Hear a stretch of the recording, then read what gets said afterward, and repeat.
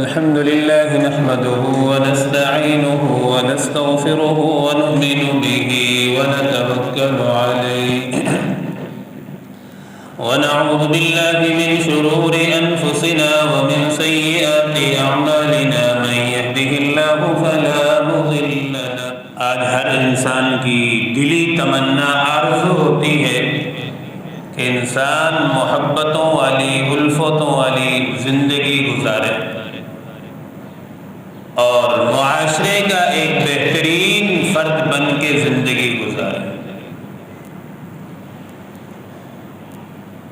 معاشرے کا بہترین فرد وہی انسان بن سکتا ہے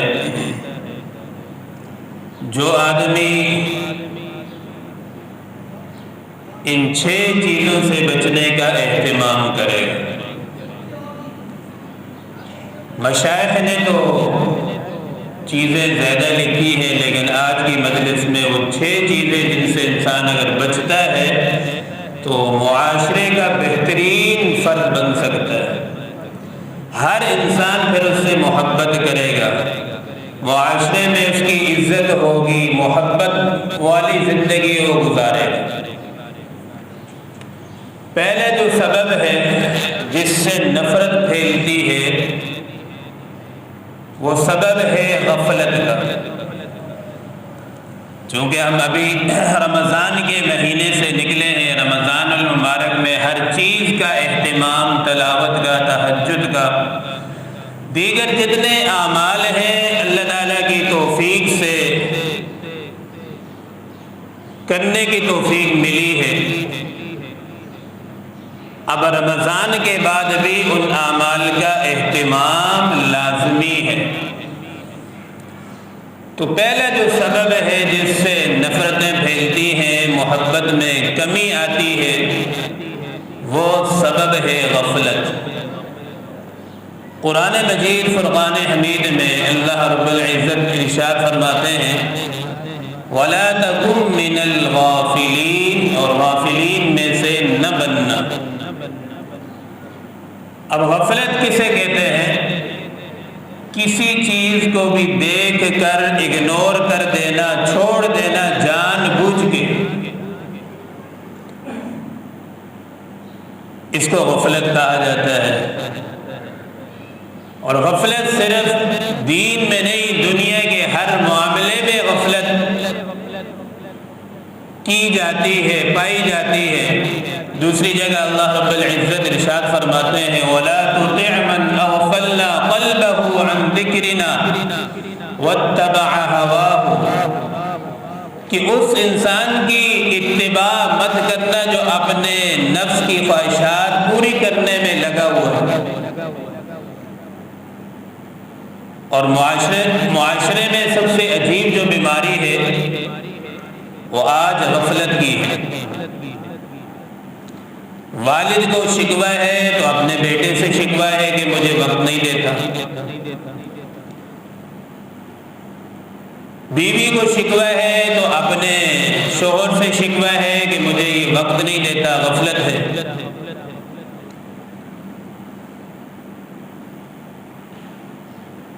اور دوستوں کے لیے وقت موجود ہے، والدین کے لیے وقت موجود نہیں ہے، یہ سب سے بڑی غفلت ہے۔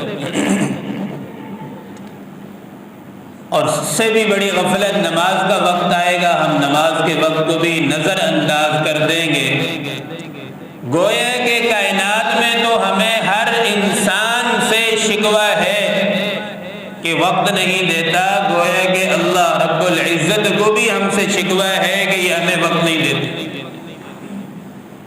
اذان ہو رہی ہوگی، ہمیں کوئی ٹچ سے مس نہیں ہے، نماز کا وقت ہو رہا ہے، ہمیں کوئی ٹچ سے مس نہیں ہے۔ تو جو نفرت پھیلنے کی وجہ ہے، پہلی وجہ وہ یہ ہے کہ انسان کے اندر غفلت ہے، سستی ہے، کاہلی ہے۔ اور اسی غفلت کی وجہ سے بہت سارے رشتے انسان کے ٹوٹ جاتے ہیں، بہت سارے کام رک جاتے ہیں۔ تو جب ہم اپنے اندر سے غفلت کو ختم کریں گے تو اولاد اور والد کے اندر محبتیں پیدا ہوں گی، میاں بیوی کے اندر محبتیں پیدا ہوں گی۔ ہر ایک کو جب ہم وقت دیں گے تو محبتیں بڑھیں اور نفرتوں کی جو اصل وجہ ہے وہ یہی ہے کہ انسان کے اندر غفلت پائی جاتی ہے۔ دوسرا جو سبب ہے علماء کرام نے بیان فرمایا ہے کہ انسان کی نفرتیں جس سے بڑھتی ہیں وہ دوسرا سبب غیبت ہے۔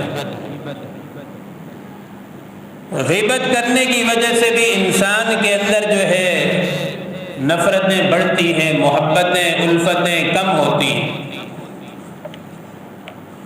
کتنے لوگ ایسے ہیں جو ایک دوسرے کے خلاف باتیں کرنا، ایسی مجلس میں بیٹھنا جہاں غیبت ہو رہی ہے۔ رسول اللہ صلی اللہ علیہ وسلم کی کیا تعلیم ہے ہمیں؟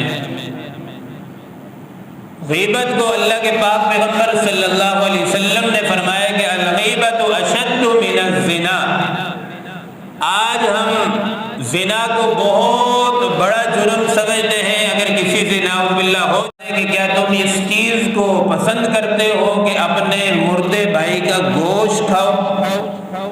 حالانکہ زندہ بھائی ہو اس کو بھی کوئی پسند نہیں کرتا کہ اس بھائی کا گوشت کھایا جائے۔ اللہ تعالیٰ نے غیبت کو اس سے تشبیہ دی ہے، غیبت کرنا گویا کہ ایسا ہے تم اپنے مردے بھائی کا گوشت کھا رہے ہو۔ اور آگے اللہ نے خود فرمایا میتن فکرہتموہ، تم اس چیز کو ناپسند کرو گے۔ لیکن غیبتیں عام ہو رہی ہیں، اور اس سے بھی خطرے کی جو بات ہے وہ یہ ہے کہ اس گناہ کو ہم نعوذ باللہ گناہ ہی نہیں سمجھتے۔ پھر علماء نے یہ مسئلہ لکھا ہے، اب یہ غیبت کرنا کسی کی حق تلفی ہے، حقوق العباد میں آتا ہے، اور حقوق العباد کا جو معاملہ ہے وہ اللہ رب العزت کے ساتھ نہیں ہے، وہ بندوں کے ساتھ ہے۔ علماء فرماتے ہیں کہ اگر غیبت کی ہے اور آپ ان کے اللہ تعالیٰ سے معافی مانگ رہے ہیں تو اللہ تعالیٰ بھی اسے معاف نہیں فرمائے گا۔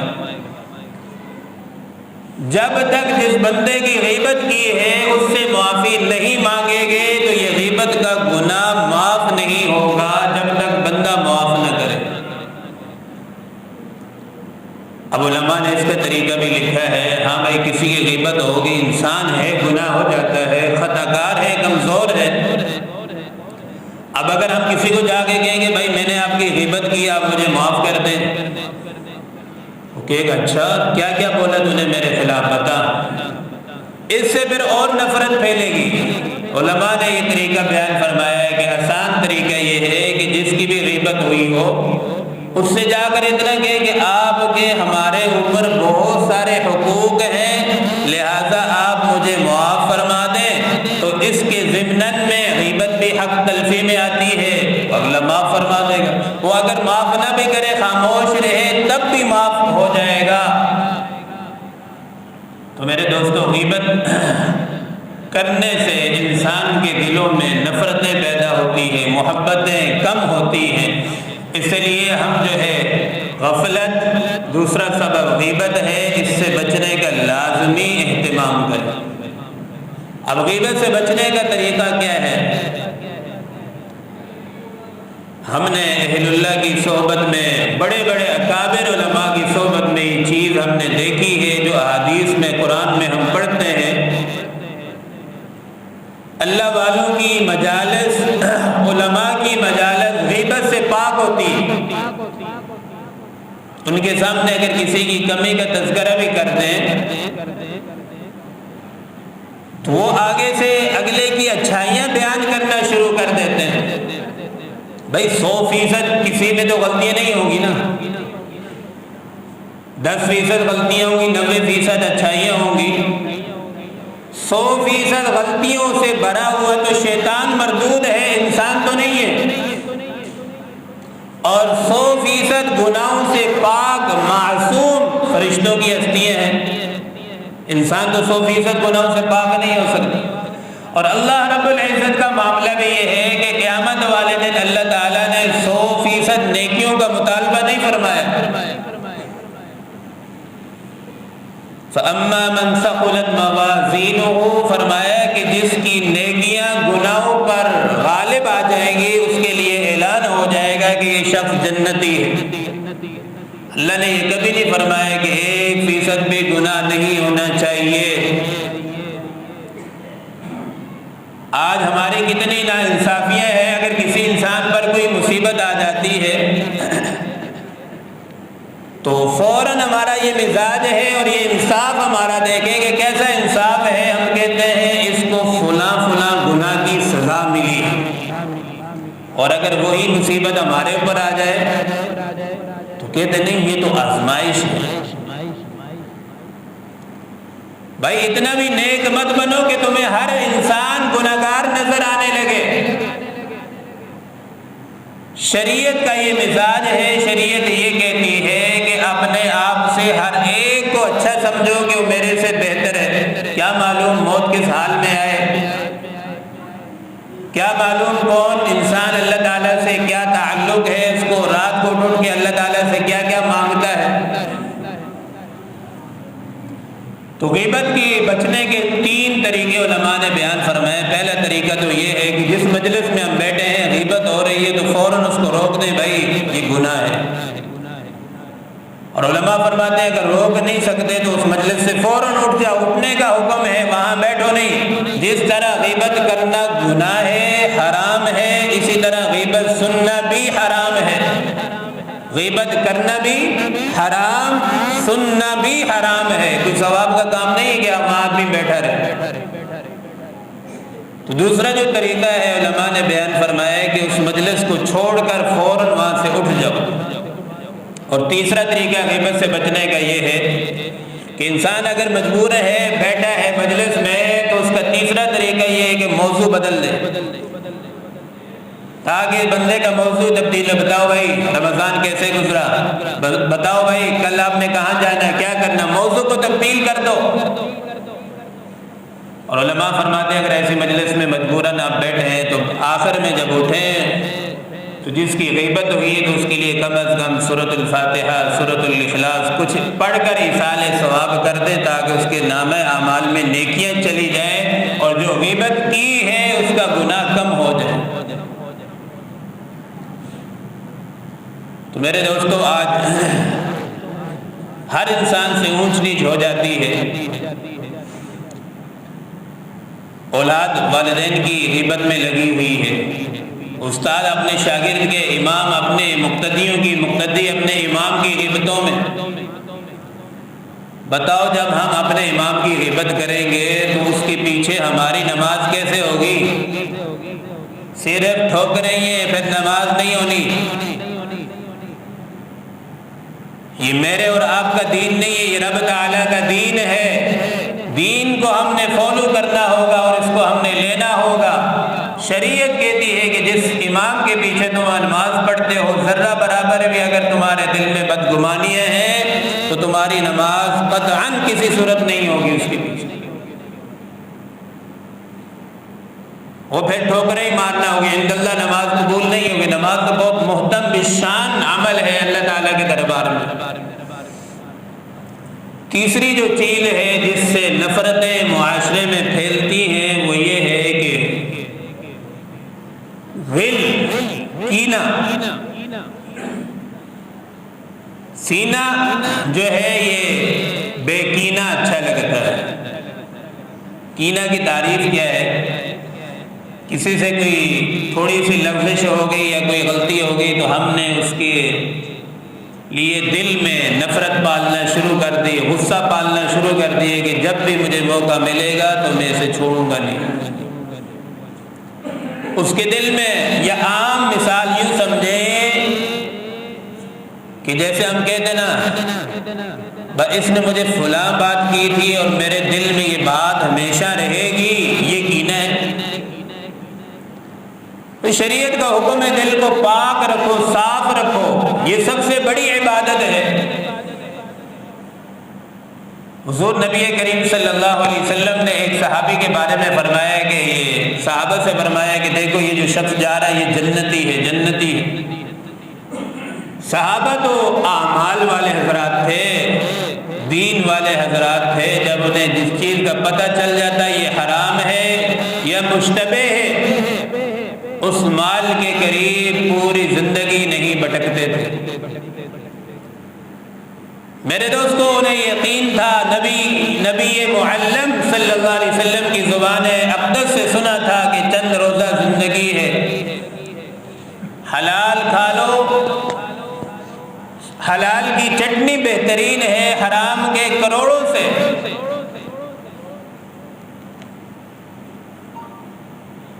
تو ان میں یہ جستجو ہوتی تھی کہ نبی نے اس کے بارے میں آخر بشارت دی ہے، کیا مسئلہ ہے، کون سا ایسا عمل ہے، اس کی تلاش میں نکل جاتی تھی۔ نبی نے فرمایا کہ یہ جنتی ہے۔ ایک صحابی اس کے ساتھ ہو لیے، اب میں دیکھتا ہوں اس کا کون سا ایسا عمل ہے جس کے بارے میں نبی پاک صلی اللہ علیہ وسلم نے فرمایا کہ جنتی ہے، جنتی ہے۔ صحابی نے کہا میں آپ کا کچھ دن مہمان بننا چاہتا ہوں۔ صحابی نے کہا ویلکم، آ جائیں۔ 3 دن گزارے کہ یہ راتوں کو کون سا خاص عمل کرتا ہے، کون سا وظیفہ ہے جس کی وجہ سے جنت کی بشارتیں مل رہی ہیں۔ 3 دن کے بعد وہ صحابی کہتا ہے یار جو نمازیں تم پڑھتے ہو وہی ہم پڑھتے ہیں، جو تہجد تم پڑھتے ہو وہی ہم پڑھتے ہیں، جو اشراق اوابین تم پڑھتے ہو وہی ہم پڑھتے ہیں، جو سنتوں کا اہتمام تم کر رہے ہو وہی ہم بھی کر رہے ہیں، لیکن اس کے باوجود جو نبی نے تمہیں بشارت دی ہے کون سا عمل ہے؟ صحابی نے کہا کہ میں جب بھی رات کو سوتا ہوں تو اس دل کو صاف کر کے سوتا ہوں کہ مجھے کسی نے بھی تکلیف دی ہے، میں نے سب کو معاف کیا۔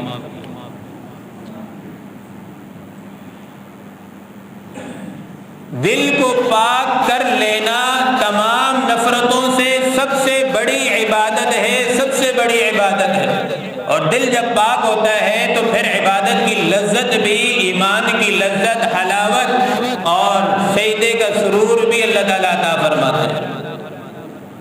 جتنا دل پاک ہوگا اعمال کی اتنی اللہ رب العزت لذت عطا فرمائے گی۔ دل چونکہ یہ پورے سلطان الاعضاء ہے، پورے جسم کا جو ہے نا سردار ہے۔ جتنے بھی انبیاء آئے تو انبیاء نے سب سے پہلے آ کر محنت جو کی ہے دلوں پر محنت کی ہے۔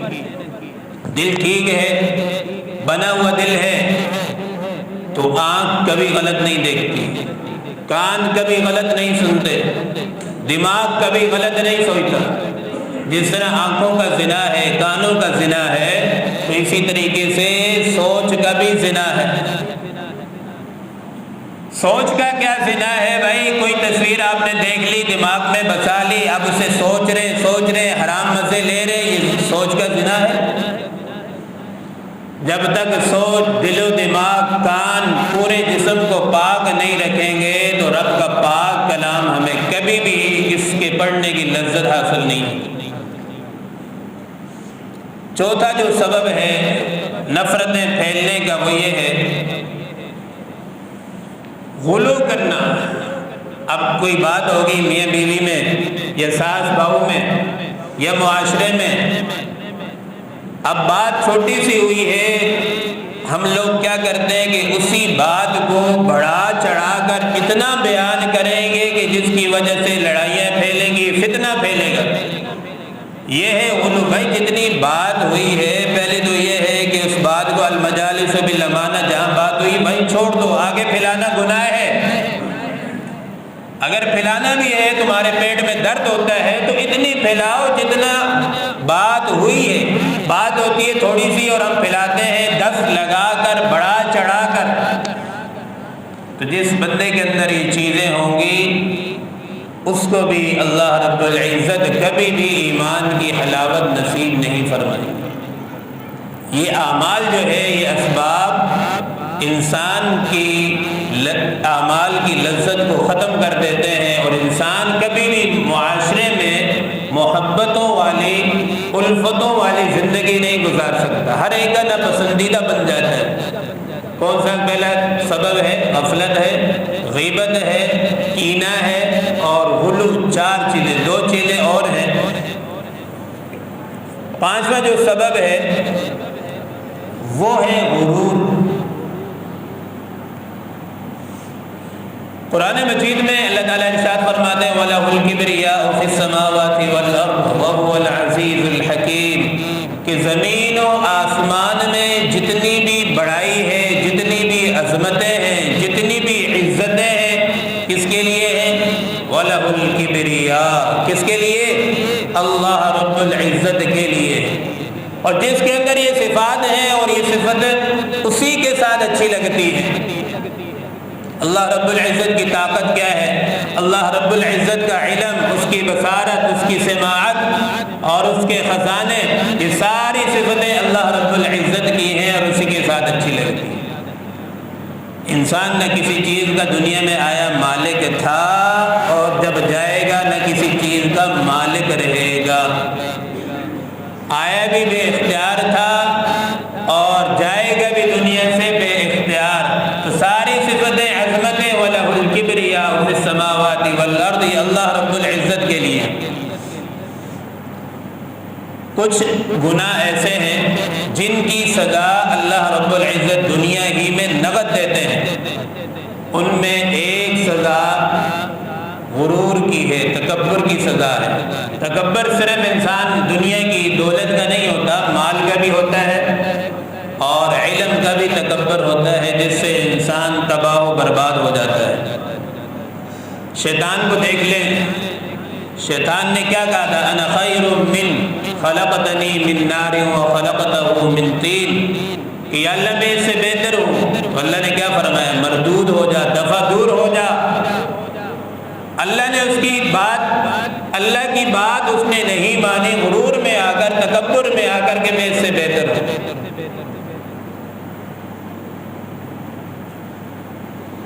شریعت کا یہ مزاج ہے کہ اگلے کے اندر اگر تمہیں 100 خامیاں بھی نظر آئیں اور ایک اچھائی ہے تو حکم یہ ہے کہ 100 خامیوں پر پردہ ڈال کر ایک اچھائی کو اچھالو، اس کو بیان کرو۔ اور اپنے اندر اگر 100 اچھائیاں ہیں، ایک خامی ہے تو 100 اچھائیوں کو چھوڑ دو، ایک خامی پہ غور کرو، نظر کرو یہ کیسے دور ہوگی۔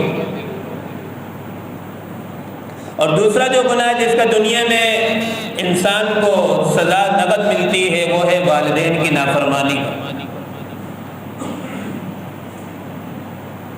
ایک واقعہ کتابوں میں لکھا ہے، بات کو سمیٹ رہا ہوں، وقت پورا ہونے والا ہے۔ ایک آدمی کو بیماری لگ گئی، وہ ہر وقت چیختا تھا کہ میرا گلا کوئی دبا رہا ہے، چیخ رہا ہے، بس کچھ بھی نہیں ہے بیماری۔ ڈاکٹروں کے پاس لے گئے، سارے ٹیسٹ ڈاکٹروں نے کر لیے، کہا سارے ٹیسٹ کلیئر ہیں۔ اتنے میں اس کا والد آیا، کہنے لگا اس کی بیماری مجھے پتہ ہے ڈاکٹر صاحب، آپ پریشان نہ ہوں۔ کیا بیماری ہے؟ کہا جب اس کی والدہ زندہ تھی نا تو یہ والدہ کو کہتا تھا خواہ بک بک مت کر، تیرا گلا دبا دوں گا، تجھے مار دوں گا۔ والدہ دنیا سے چلی گئی، اس نے معافی تلافی نہیں کی، والدہ سے معافی نہیں مانگی۔ آج اللہ رب العزت اسے وہی سزا دے رہے ہیں کہ گھر میں بھی ہوتا ہے، ہر وقت چیخ رہا ہوتا ہے میرا کوئی گلا دبا رہا ہے، میرا کوئی گلا دبا رہا ہے۔ بھائی اتنا کمزور انسان کا جسم ہے، دماغ ہے، ایک اسکرو تھوڑا سا ہل جائے نا، انسان کی عقل ختم، سوچ ختم، ساری چیزیں سسٹم فیل ہو جاتے ہیں۔ تو والدین کی جو خدمت ہے اسے بوجھ مت سمجھیے، یہ سعادت اپنے لیے سمجھیے کہ والدین اگر راضی ہیں تو حدیث پاک کے الفاظ ہے رضا الرب فی رضا الوالد۔ تم اگر چاہتے ہو کہ اللہ تعالیٰ ہم سے راضی ہو تو اپنے والدین کو راضی کرو۔ آج ہم اپنے والدین کے ساتھ اپنا لہجہ دیکھ لیں، کیا لہجہ ہے، اور اپنے دوستوں کے ساتھ رویہ دیکھ لیں، دوستوں کے ساتھ کون سا لہجہ ہے، والدین کے ساتھ اپنا محاسبہ خود کر لیں کہ ہمیں پتہ چل جائے گا کہ ہم کتنے شریعت کے پابند ہیں۔ چھٹی جو چیز ہے وہ ہے غصہ، اس سے بھی انسان کی نفرتیں پھیلتی ہیں۔ نبی پاک صلی اللہ علیہ وسلم کے بارے میں اللہ پاک نے فرمایا وَلَوْ كُنْتَ فَظًّا غَلِيظَ الْقَلْبِ لَانفَضُّوا مِنْ حَوْلِكَ فَاعْفُ عَنْهُمْ وَاسْتَغْفِرْ لَهُمْ۔ اللہ پاک نے فرمایا کہ پیارے پیغمبر اگر آپ سخت گیر ہوتے تو جتنا ارد گرد آپ کو مجمع نظر آ رہا ہے صحابہ کا ہی آپ کے ارد گرد کبھی نہ آتا۔ جو آدمی ہر وقت غصے میں رہتا ہے نا تو جب بھی وہ مجلس میں آئے گا نا تو ہر بندہ یہ کہے گا دیکھو مصیبت خانہ آ گئی۔ جو آدمی نرم مزاج ہوگا، نرم لہجہ رکھنے والا ہوگا تو جیسے ہی مجلس میں آئے گا دیکھنے والا فوراً مسکرا کر کہے گا ماشاءاللہ ماشاءاللہ دیکھو وہ آگے فلاں صاحب آ گئے۔ تو جس کا لہجہ سخت ہوتا ہے، ہر وقت غصے میں بڑبڑ کرتا رہتا ہے، اس سے ہر بندہ تنگ ہوتا ہے۔ اپنے لہجے کو نرم رکھے۔ ابراہیم بن ادہم رحمہ اللہ کا ایک واقعہ ہے، کمرے میں سو رہے، رات کو فرشتہ آیا، اعلان ہوا، ہاں بھائی کیا کر رہے ہو؟ کا نام لکھ رہا ہوں۔ کن کے؟ ان لوگوں کے جن لوگوں کو اللہ سے محبت ہے۔ ہر انسان، ہر مومن کو اللہ رب العزت سے محبت ہے۔ ابراہیم بن ادہم نے فرمایا، ہاں بھائی بتاؤ میرا نام ان لوگوں میں ہے کہ نہیں ہے؟ خواب میں فرشتے نے جواب دیا ابراہیم بن ادہم کو، نہیں نہیں، آپ کا نام ان لوگوں میں نہیں ہے۔ جن لوگوں کو اللہ رب العزت سے محبت ہے آپ کا نام نہیں ہے۔ بڑے پریشان ہوئے، دوسرے دن پھر خواب دیکھا، اب پھر فرشتہ نام لکھ رہا ہے، بھائی ہاں بھائی کس کے نام لکھ رہے ہو؟ ان لوگوں کے کہ جن سے اللہ محبت کرتا ہے۔ پہلے کیا تھا کہ جن لوگوں کو اللہ سے محبت ہے، اب ان کے نام لکھ رہا ہوں کہ جن سے اللہ محبت کرتے ہیں۔ ہاں بھائی، ابراہیم بن ادہم رحمہ اللہ نے پوچھا، بتاؤ کیا میرا نام بھی ان خوش نصیب لوگوں میں ہے؟ فرشتے نے کہا کہ سب سے پہلے آپ کا ہی نام ہے۔ اور آگے وجہ کیا بیان فرمائی، کیوں ہے؟ الخلق عیال اللہ، یہ مخلوق اللہ تعالیٰ کی عیال ہے، اللہ کا کنبہ ہے۔ وجہ یہ بیان فرمائی کہ میں لوگوں سے محبت کرتا ہوں، اس لیے اللہ مجھ سے محبت کرتا ہے۔ تو بھائی جو آدمی بندوں سے محبت کرے گا، بندوں سے معاملہ ٹھیک ہوگا، گوئے کہ وہ بندہ اللہ رب العزت کا پسندیدہ بندہ ہے۔ اللہ رب العزت سے دعا ہے کہ اللہ تعالی ہم سب کو عمل کی توفیق عطا فرمائے۔ وآخر دعوانا الحمدللہ رب العالمین۔